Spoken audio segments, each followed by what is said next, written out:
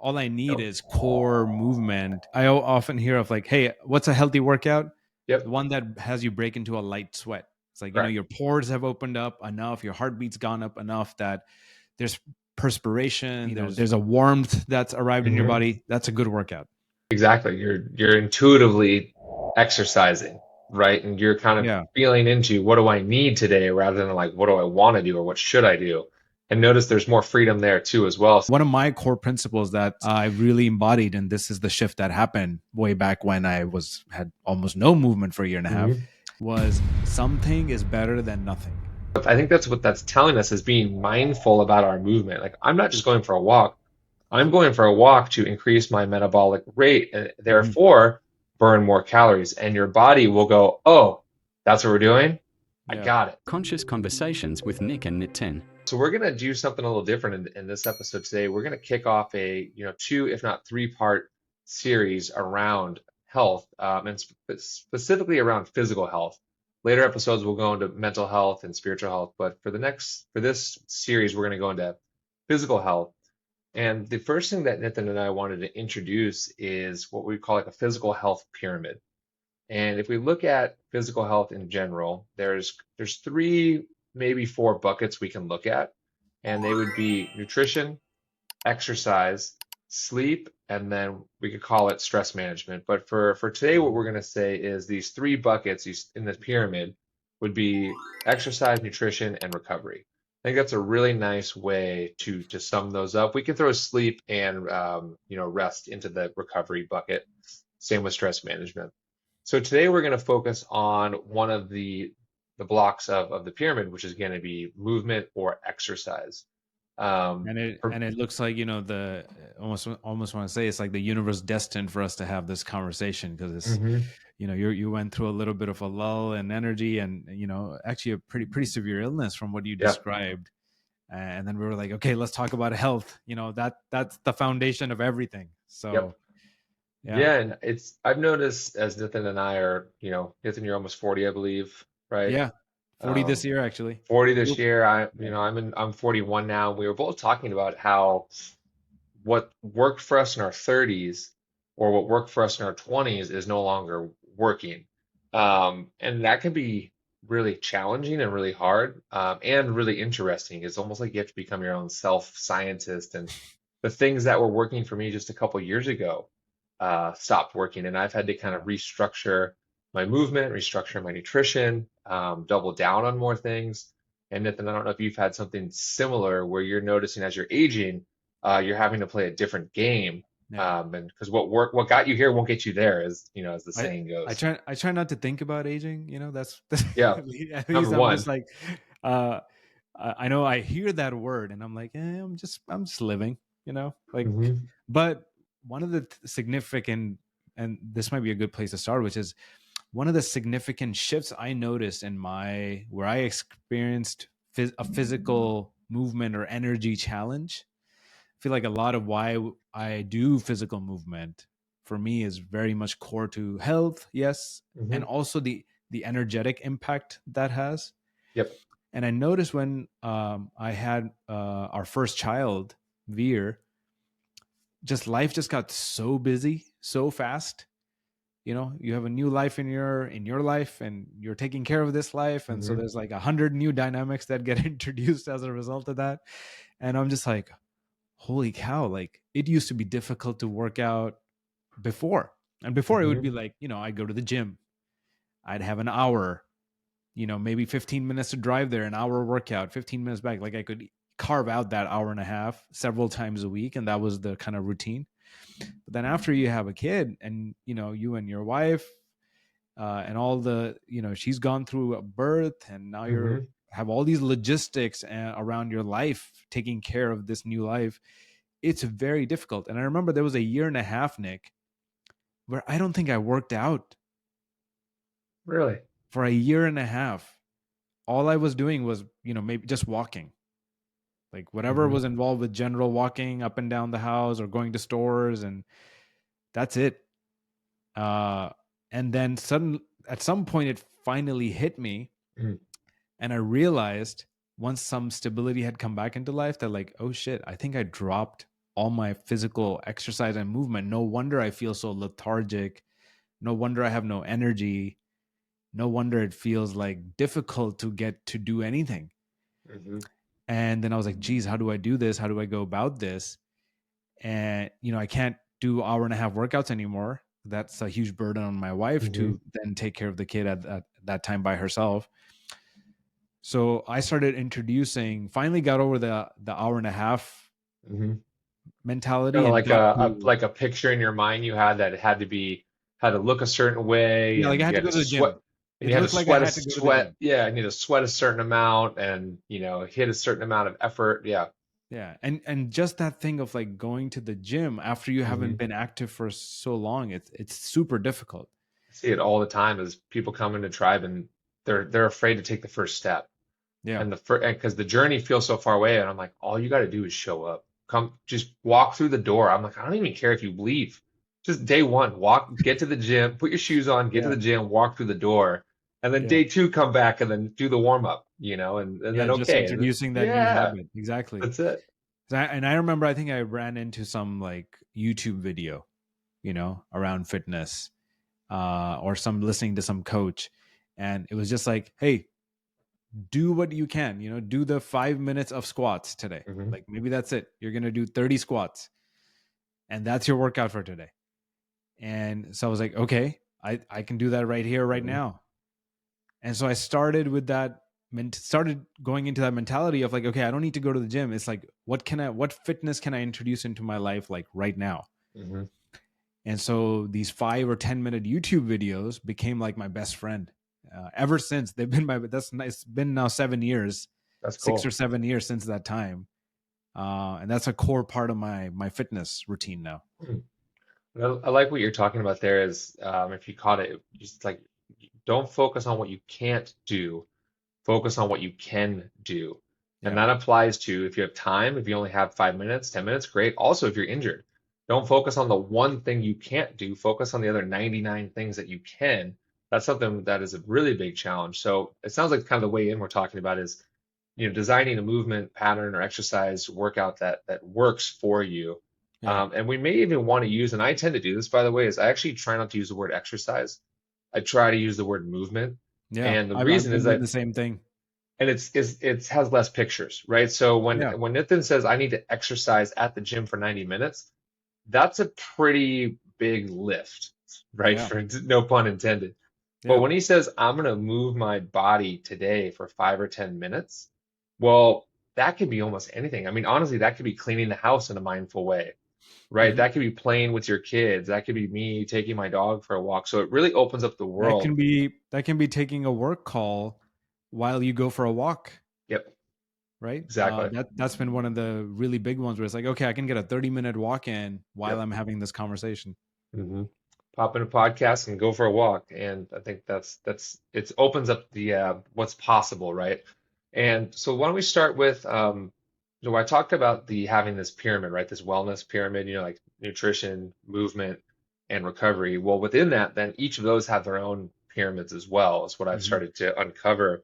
Hmm. And I'll introduce what I've developed, and you can throw in yours, and add to it. But so I would say at the base of the pyramid for myself for exercise and movement would be 3 times a week of strength training, and that's kind of the core for myself that I've developed over the last couple of years. And again, as I'm getting older, lifting weights 4 times a week, 5 times a week, 6 times a week has not been feeling good. I've been starting to I get achy, I get pain, I get injuries, Hmm. but 3 times seems to be the number for me that allows me to build strength. And again, I'm talking about strength training. So going into the gym and lifting weights, picking up heavy weight, doing what are called compound lifts, which are like deadlifts, squats, bench press, pull-ups, anything that uses multiple joints and multiple movement patterns rather than just like a bicep curl, right? So kind of like full body movements. And maybe what I'll do is, and this is what I've shifted to recently, today, Monday, I'll go to the gym and I'll do like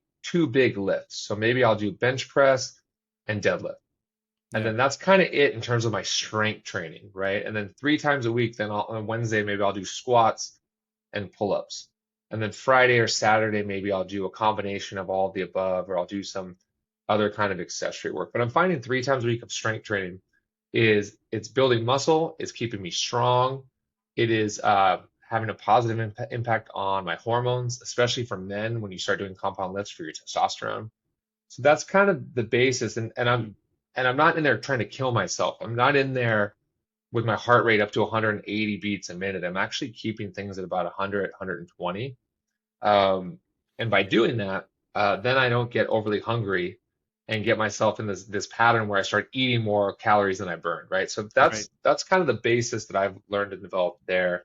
Um, I'm That not going sounds to be like it sounds like you're very aware of like, oh, I don't need to like, push myself until to some artificial degree of I'm stress. not Like, trying to be good at working out. Are you? Like, you don't get a prize for being good at working out at age 40. The prize is you get to enjoy your life and move freely and move. Yeah, and it's counterintuitive because a lot of the stuff out there has got to be hot, fast, sweaty, and loud, and we get stuck in the chronic cardio where we're actually creating more like a fight or flight response in our body, by the way. So by hmm, maintaining these lower cardio states, we get less inflammation in our body. And as a result, we don't cause as much damage, right? So we're kind of finding what they would call like, what's the minimum effective dose, yeah, thereby right? less damage recovery, Correct. right? Exactly. Yeah. Less strain, right? Then I'm not eating my arm off after a workout. So that's kind of the baseline there. Now, I'm not going to be the strongest person in the room. I'm not going to have the biggest muscles, but I'm going to be stronger than most people, right? I'm leaner than most people. I'm more mobile, but at this point, I'm not trying to be like in my 20s or my 30s where I could do, crazy yoga poses and bench press 300 pounds. Like that's just not necessary anymore. So there's a shift there. The next thing I would throw in then is what's called active recovery. And active recovery can be a lot of different things. It could be yoga, it could be foam rolling, it could be stretching, Hmm. Tai Chi. So doing something that's active, but to Nitin's point, something that doesn't create a lot of inflammation in your body. It's not even a lot of effort. It's almost like what's the least amount of energy I can use here and almost get a regenerative movement in. So Yeah. this is, I would say, yoga, foam rolling, stretching. I even would There's almost almost even, like yeah, like in what you're describing, there's almost like this yin yang right. quality. Yeah. And I often on my on different days I'll kind of feel into my body and say like, okay, what Mm-hmm. feels like that would bring more balance to my body today? Yep. Like if I just ran yesterday, for example, like today I had a 10-minute run and a 10-minute hit workout, a little YouTube video I did. And so once I've done that, tomorrow I might do some strength training. So I have these sort of what do they call them? Tension cables. Yeah. I'll do some of that. So I'll kind of bring some more of that strength rather than the cardio that I've been with today. Yeah. Then on the third day, I might go towards yoga, and I'm trying to bring in the sense of like what's going to help my body feel whole hmm rather than any one form of movement that goes in any one direction too much. Yep. Exactly. You're intuitively exercising, right? And you're kind of Yeah. feeling into what do I need today rather than like what do I want to do or what should I do? And notice there's more freedom there too as well. Same with the movement. Now nothing's like, oh, what feels right? I would even throw, and this may be a little against the grain, but I would even throw like getting a massage into active recovery. Hmm. Now, like I'm not exercising, but I'm being moved, my body, my muscles, my lymph, it's all being moved and and Yeah. and All activated. the So I would fluids, even, all the fluids in the tissues, the yeah, inflammation, whatever is built exactly. up. Yeah. hmm Yeah, and I usually do that at least twice a month, get a massage or something like that. So I'd say that's really, I would even kind of throw that in the active recovery bin. So 3 times a week strength training, Yeah. 1 to 2 times a week in By the this way, active recovery. that can even be done with a spouse, which Yes, has other benefits other than just movement. connection, intimacy, communication, giving, receiving. That's so good. I gotta remember that. And then what I would throw now into the next part of the pyramid, and this is something we learned from one of our guests, Kelly Starrett, and he said 8,000 steps a day. Hmm. And what they're finding is 8,000 steps a day is the number that will like decrease your mortality rate by like 30 or 40%. So it's the easiest thing you can do, and it's the one of the most health beneficial, longevity creating things you can do, right? And 8,000 steps a day. this reminds me of just one of the core sort of, I guess, goals, because we all have some goals, right? And I think Hmm. about like, okay, if I was a firefighter, I'd probably have different movement goals, a different level of strength and stamina that I'm trying to Hmm. maintain versus, one of my goals is just, hey, when I get into my later years, 70s, 80s, 90s, Hmm. I want to be healthy. I want to have all the essential basic movement and not be in a place where my body feels damaged or limited. Yep. And this 8,000 steps a day, this is probably why Kelly talks about it as 30 to 40% reduction in mortality. Is like, this is the essential building blocks of Hmm. our vessel. This, Yep. that we carry every single day with us and often take for granted. The average person during COVID, average male gained 20 pounds. Or excuse me, average female gained 20 pounds. Average male gained 30 pounds during COVID Wow. in the U.S. And why? What was the biggest thing that shifted in our daily lives? Lack of movement. We didn't leave the house for 2 years. Yeah. So we went from We didn't even 8,000 get into steps. the car, basically. Correct. Went from 8,000 steps a day to 800 steps a day. And as a result, we saw everyone's weight Jeez. and depression shoot up. Look at Yeah. Europeans, they're thinner. Why? They walk everywhere. So 8,000 steps a Yeah. day. This also can increase your daily caloric burn by 300 to 500 calories. Okay. Yeah. Um, 3,500 calories is 1 pound of fat. So let's say if I walk 8,000 steps a day, in about 10 days, I will have burned 1 pound of fat off of my body. Yeah. That's huge. Yep. I lost 25 pounds this year. My wife lost like 10 or 15 pounds. What's the major change that we did? We got a dog, Hmm. So right? you're So walking a now ton more. every day, my day starts with a 30-minute walk every day out the gates. So I've already gotten 2,000 steps in by 8 Yeah. a.m., And right? by the way, there lies another great sort of mind trick, which is, Hmm. and you were talking about this earlier, but in this context, it becomes even more vivid. This differentiation between exercise and movement. Hmm. It's like, even if you cannot get exercise in your routine, say today, for whatever reason, can I get some movement? Can I go for a 10-minute walk, 20 Yep. minute walk, take that work call while I'm walking, something along those lines? Because it impacts all of these core things underneath. One of my core principles that I've really embodied, and this is the shift that happened way back when I had almost no movement for a year and a half, Hmm. was something is better than nothing. So if I Except can't get except for my whole year heroin. and a That's half, except for heroin. That's the yeah. caveat there. in movement, something is better than nothing, right? That 10-minute walk, the 20-minute workout, whatever it is that we can get in, it is certainly better than zero movement that day. 100%. 100%. Um, it's so simple to walk.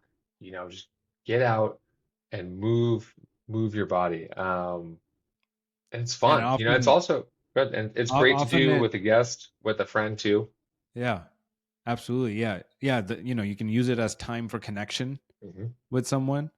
You can use it, I was going to say, almost it can be a walking meditation even, Yep. where, okay, yeah, there's a work problem, or there's some, family thing I'm thinking through. Well, I can think through that while I walk. And actually, our entire body, the way our sort of our cognitive structure works, folks have probably heard about this, how great leaders often go for walks when they're trying to solve big problems, Mm-hmm. because our entire physiology is more active.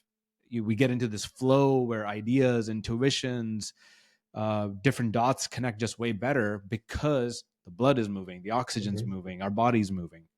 Yep. Endorphins are flowing. I believe Phil Knight is famous for that, the owner of Nike. He would go for a run, Yeah. come back and have a decision made. And whatever he came up on that run, that was the decision that he then went with. Yeah.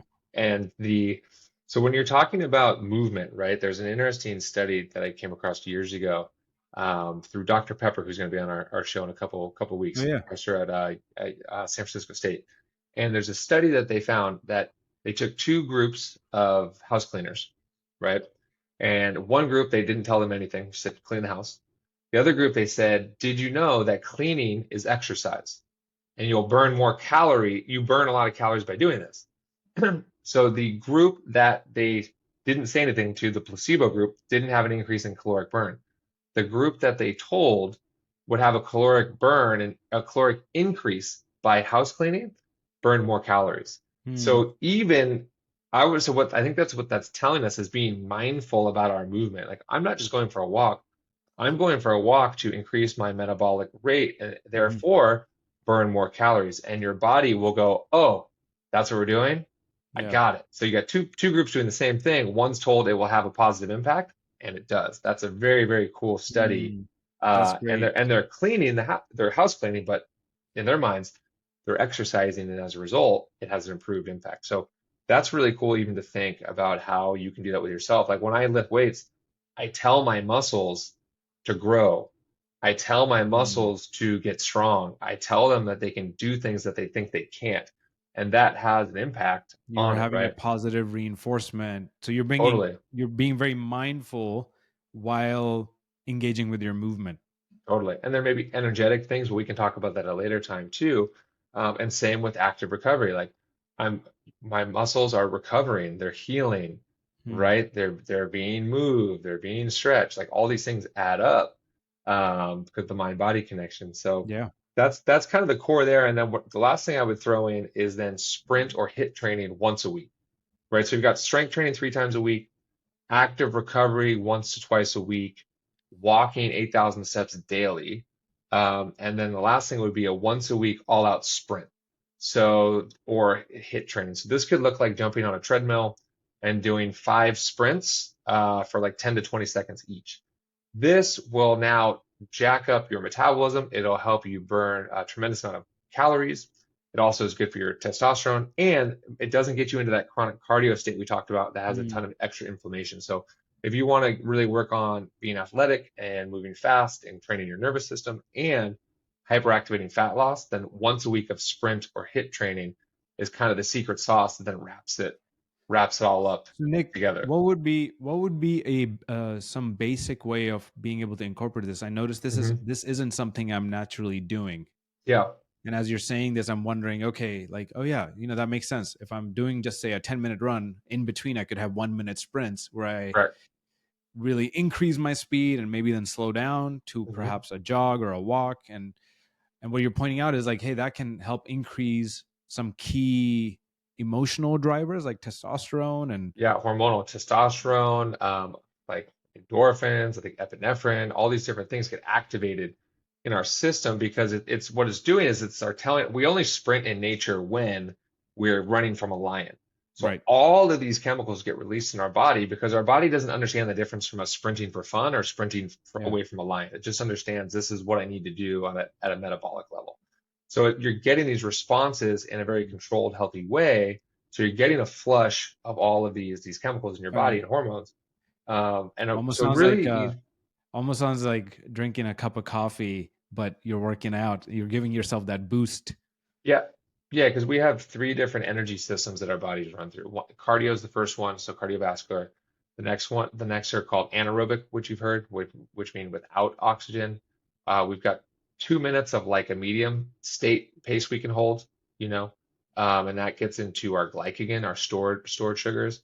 And then we have our third level of energy, what's called ATP, and we only have 20 seconds of ATP, and that's what's getting activated through sprinting. So also what we're doing is we're clearing out these energy systems, right? And kind of flushing them and training them to be stronger, and then also getting them to recover. So you're not going to access that ATP level unless you're going all out for 10 to 20 seconds. Yeah. Okay. And that's all. And you ever done that? You've gone full speed and then you can't go anymore. Hmm. That's not cardio. That's your ATP that's ran out. So that's how you can train these different energy systems that you have within your body. But a really easy way. So if you don't want to go to sprints, that can be dangerous if you're not trained. Nathan's running, so he could get away with it. Right. What I would Yeah. do is jump. You want to make sure you're warmed up and yeah, all Yeah, of that.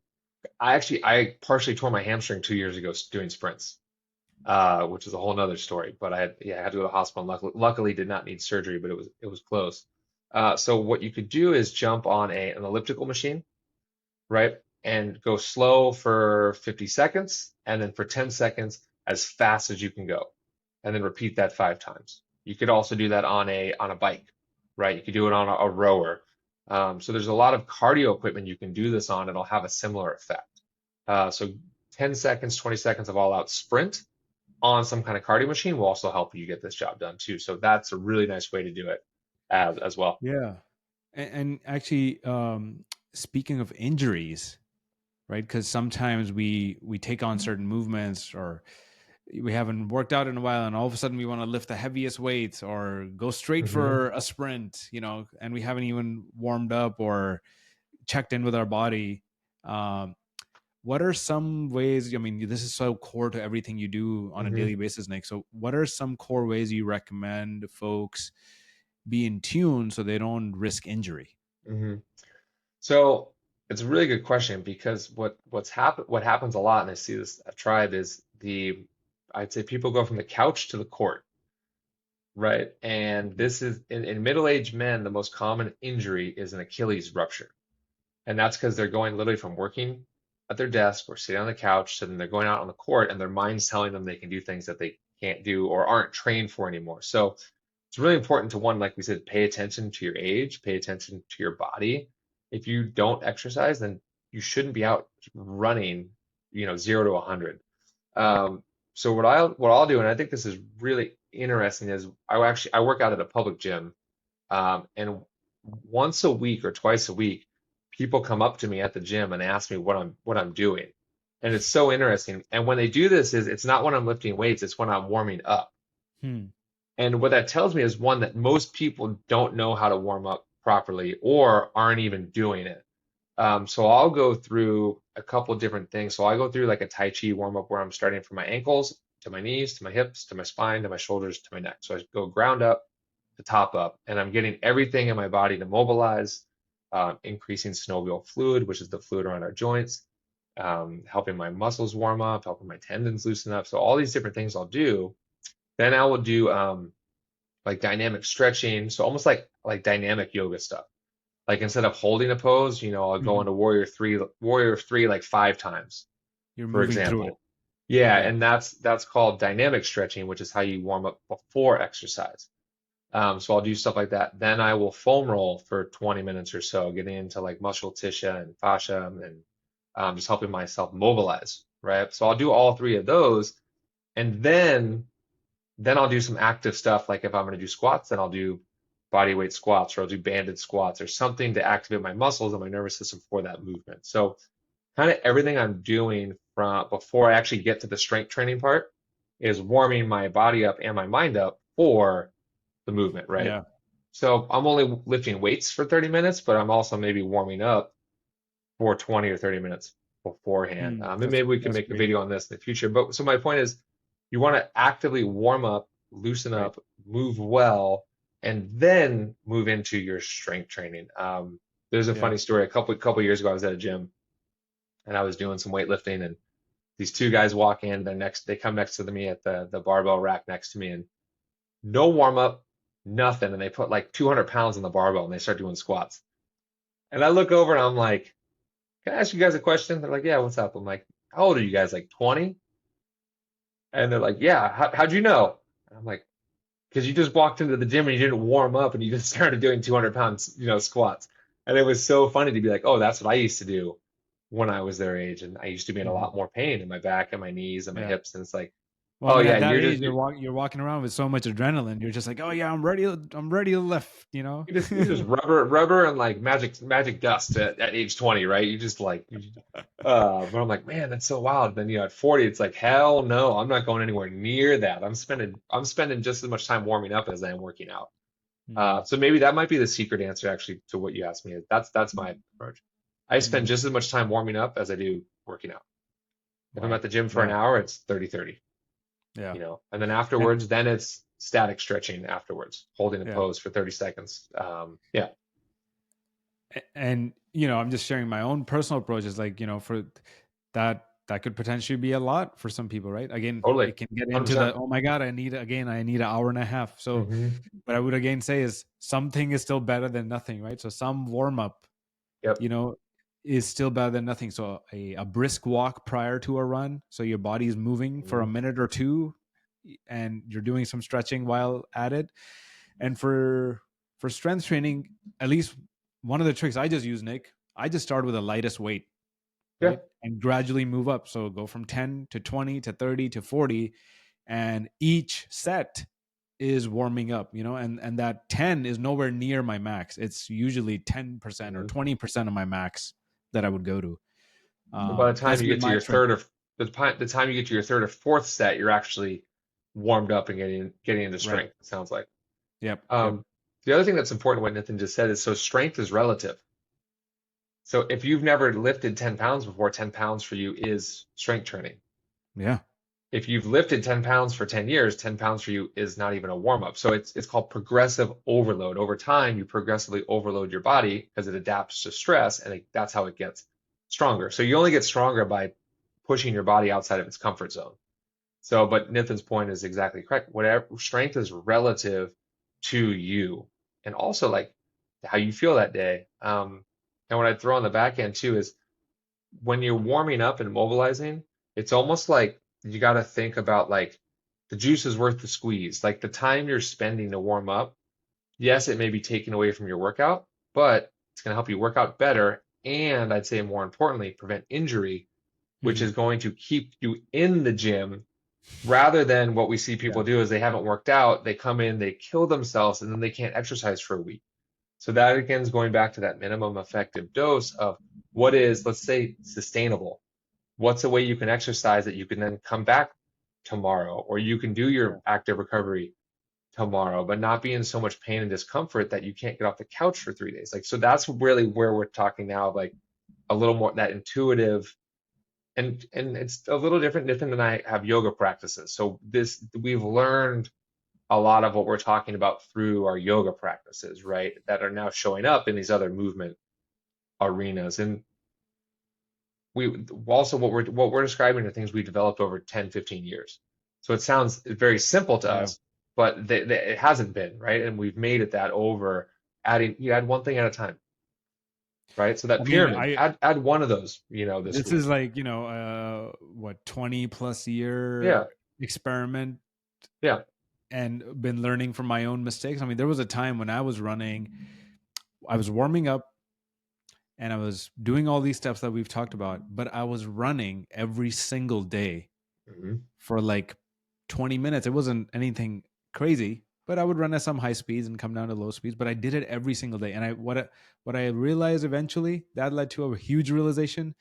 I don't know what muscle it is, but it's like to the left of my knee. Hmm. Uh Probably I your IT had band.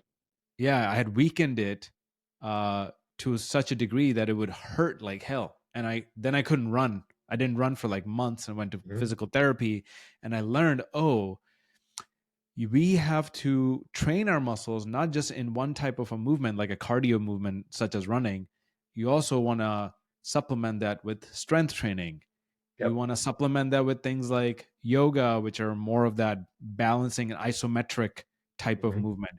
And together, these three create longevity Yep. and, lead to your longer ability. These days, I can run, I can hike, but there was a time when I couldn't run or hike because I had injured my, because of running too much, only doing that Hmm. one type of movement had injured my muscles in that way. Yeah.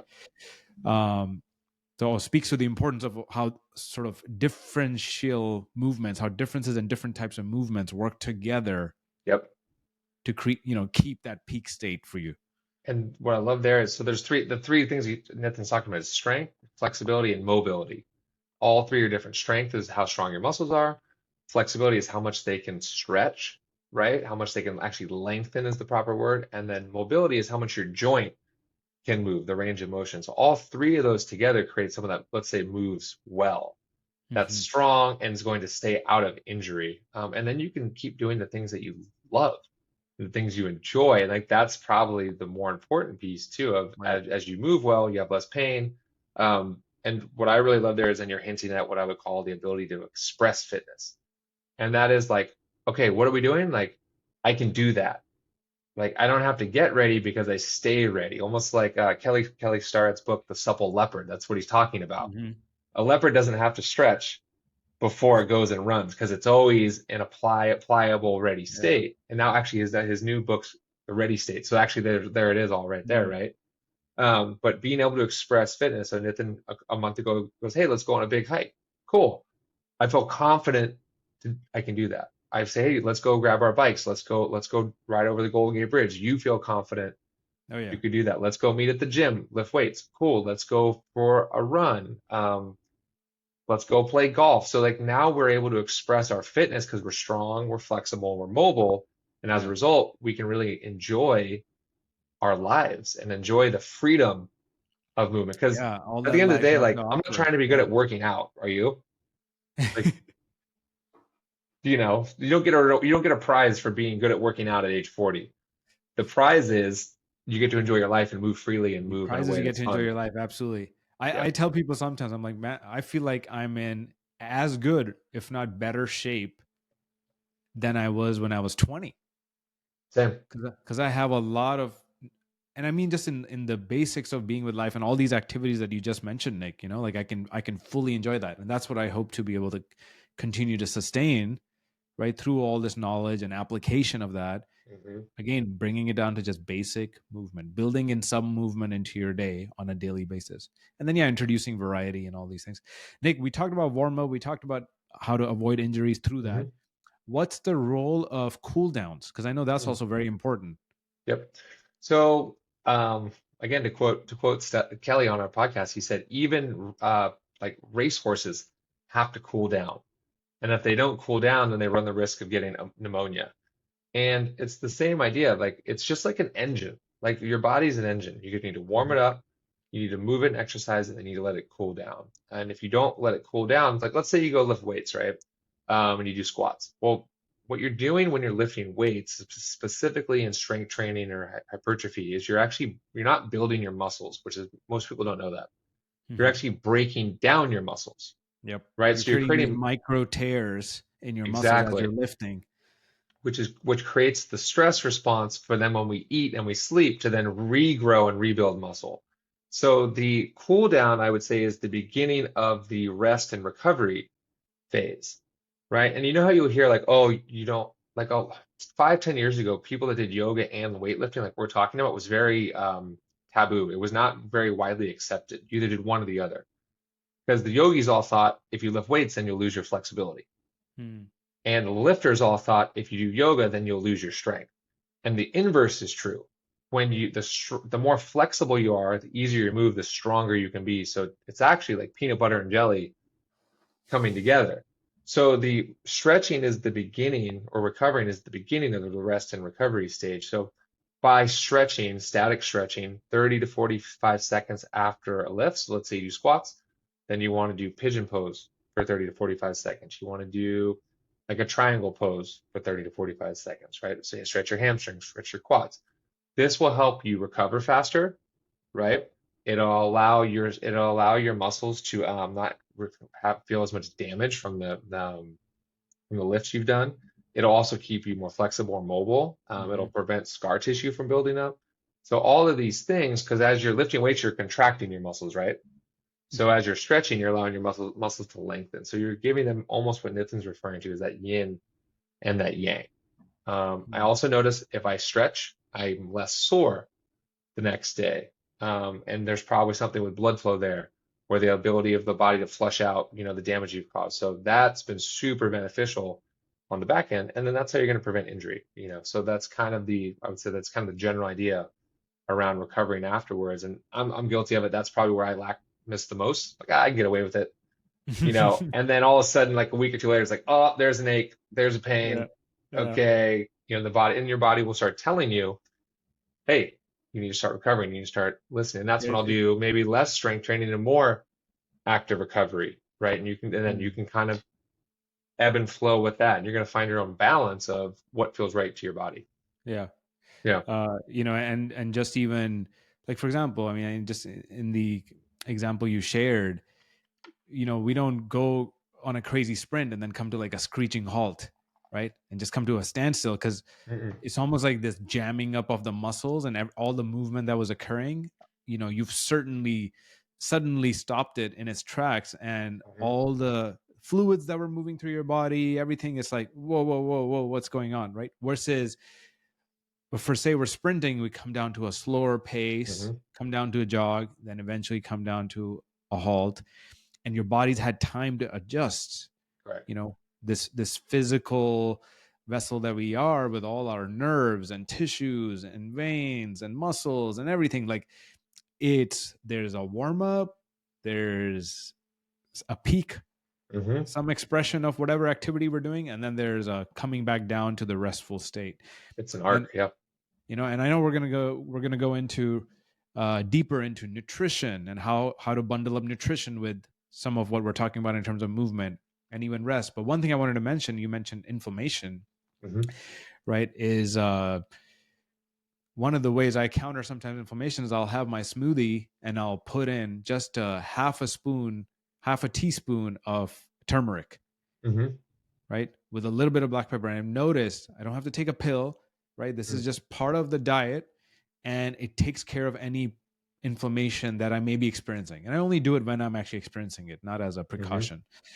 Um, and that just being a hint of how many things you can do in terms of nutrition that go along with this energetic state we're trying to Hmm. create, right? To And be at our and we best can energy through movement. and we can even talk on next time around nutrition. That nutrition can even broken down into pre-workout, working out, and then post-workout, right? And that That's all. right. So you even notice there's even an arc to nutrition as well. Yeah, it's such a cool topic, and I know we don't want to give too much, so it's overwhelming. But really, at the end of the day, what we're talking about is building a exercise pyramid that works for you. And what I suggested today was 3 times a week strength training, right? Once to twice a week of active recovery, walking, stretching, yoga, hiking, biking. Getting in 8,000 steps per day is your minimum. That's your floor, right? And then the third thing would be then throwing in once a week of sprinting or high intensity training.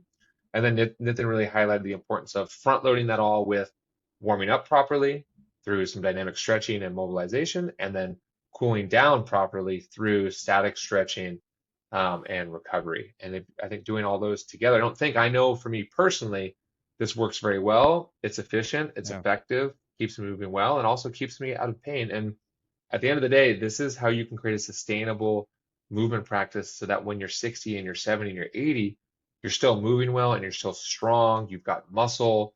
You do have the ability to catch yourself if you fall. Like, really, we're talking about now is almost investing into our future self so that future self can then receive the dividends of all of our work now. And there's a line I love that is the easy path will become the hard path, Hmm. right? And the hard path now will become the easy path later. And I think that's kind of what we're laying out Yeah. here is putting in some hard work now to stress yourself eventually will become easier, and then you will reap those benefits down the road. And you will really appreciate that you started with something today. And if it's Yeah. one of these pieces from the pyramid, start with one. And then once you've got that, and that's the same we do with people coaching in the mindset. Start with this.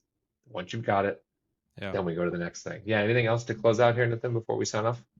No, I mean, just to double down on what you said, this is an investment in our longevity, Hmm. right? That's really what we're up to. And by making this time, by prioritizing these different types of movements, building them into our schedule and routines, right? We're really making an investment in our health, which then continues to pay off in all the Hmm. various ways that we get to enjoy life with our Yeah. kids, with our families, different activities, different experiences. And if all of what Nick described, which is actually, that's a full blown amazing plan, but it can be a lot. If that Hmm. does sound like a lot to you, start small. Start with Yep. 8,000 steps a day, right? Just Yep. getting to 8,000 steps a day, and then go from there. Then maybe once you've got that, you're like, okay, now moving in terms of walking every day is a piece of cake. Okay, now you can add the next bit. So that's what Hmm. we mean by incrementally building towards this, and then you'll be golden. Yeah. And then in your golden years, you'll be golden. Um, and just to plant the seed and not to go into this too much, but really what we're setting up here, and this is something Nathan and I have learned a lot lately, is the more we focus on our physical health and get that optimal, the more you and I are both experiencing higher levels of spirituality and mindfulness and happiness. So Oh yeah. we're throwing this in as the foundation because we've learned that this is key to becoming a conscious human and becoming someone who is fulfilled in life, is really taking care of our own home first. Yeah. And we'll talk more about this later, but this is really what we're This starting right to set here, up. this where Yeah, we live. Yeah. you know? Yeah. Yeah. Take care of your home. Take care of your home, Yeah. treat it well, and it'll do the same for you in return. So hope this was beneficial for everyone that's listening. As always, if you like this, if you found it beneficial, please be sure to share it, like, subscribe to the show, and send it to someone who you think this will help them change their life. And we'll have a couple more episodes around the pyramids of health, exercise, and Yeah, we'll nutrition dive and into rest. nutrition next. We got Yeah. whole bunch coming up, and yeah, really looking forward to it. Thank you, Nick. Wonderful Likewise. conversation. Hope it's been really helpful for others, and look forward to the next one. All right, team. Till then, take care of yourselves.